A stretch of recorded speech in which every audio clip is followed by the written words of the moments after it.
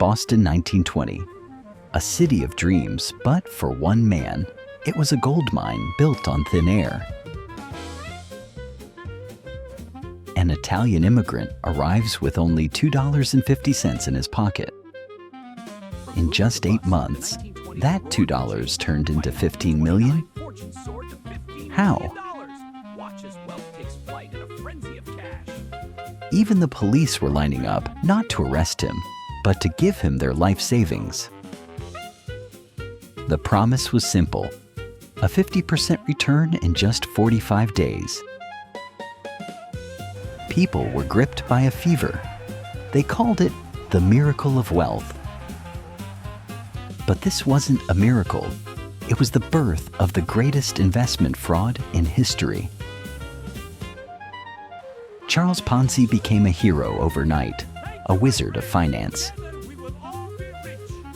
Today, we unmask the man behind the original Ponzi scheme. Charles Ponzi arrived in America with high hopes and a gambler's heart. He spent years drifting from job to job, always looking for a shortcut to riches. He even served time in prison for forgery, but his ambition never faded. By 1919, he was just another failed immigrant in Boston, desperate for a chance. Then a small envelope from Spain arrived, changing his life forever. Inside was an international reply coupon, a tiny slip of paper worth pennies. Ponzi saw something no one else did: a massive loophole in the global mail system.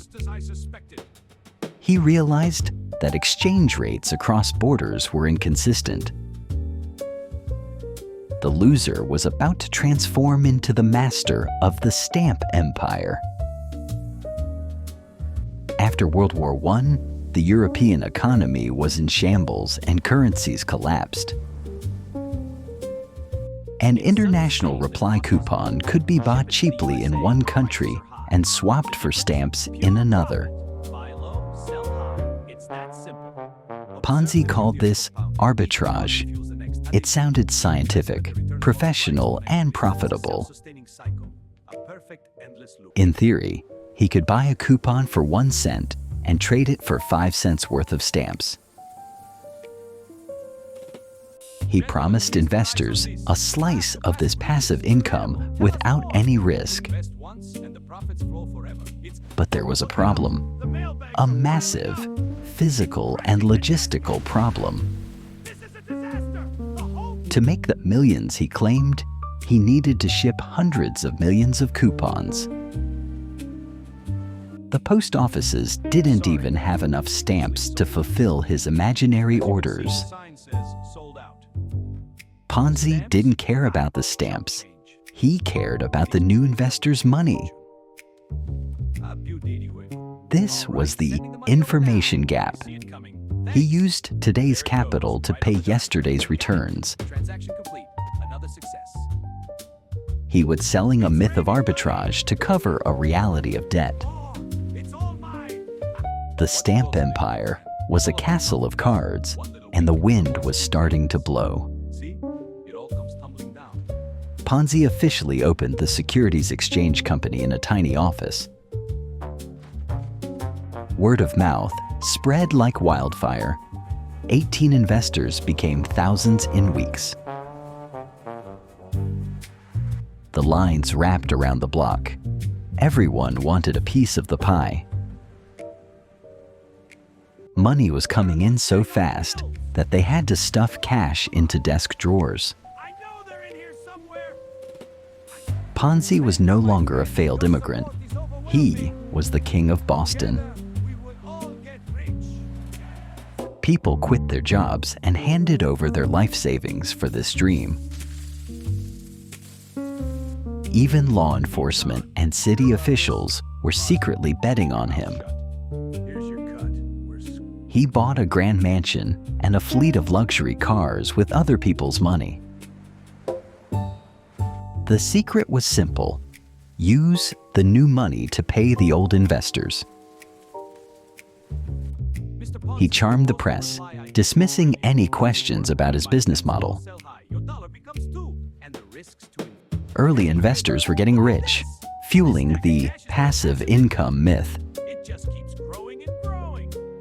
To the public, it was a growth. To Ponzi, it was a ticking time bomb. He was treated like a god, a financier who had conquered the system.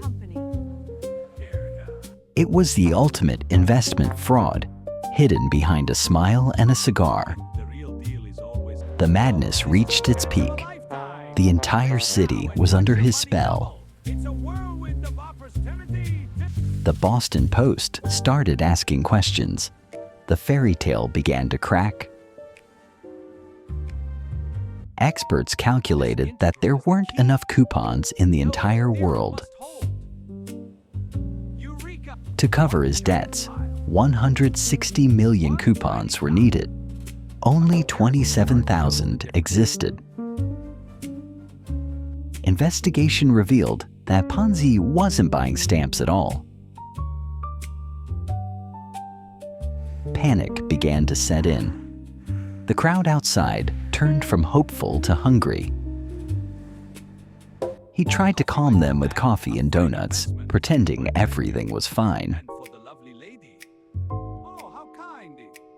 Then came the bank run. Thousands demanded their money back at once. But the money was gone. It had already been spent on yesterday's promises. The walls were closing in. The stamp empire was finally collapsing. Charles Ponzi was arrested, facing federal charges of mail fraud. Families lost everything. The magic of wealth turned into a tragedy. His name would forever be synonymous with the ultimate betrayal of trust. Ponzi died penniless, but his legacy lives on in every modern scam. From Bernie Madoff to modern crypto scams, the methods evolve, but the logic stays. High returns, low risk, and a complex story. These are the red flags. If you can't tell where the profit comes from, you are the prophet. At the Wealth Archive, we document history to protect your future. Remember, wealth is built with time, not with miracles. The next Charles Ponzi is already out there. Will you be ready? Subscribe to keep your wealth safe. See you in the next archive. Greed is the soil, and a Ponzi scheme is the poison fruit.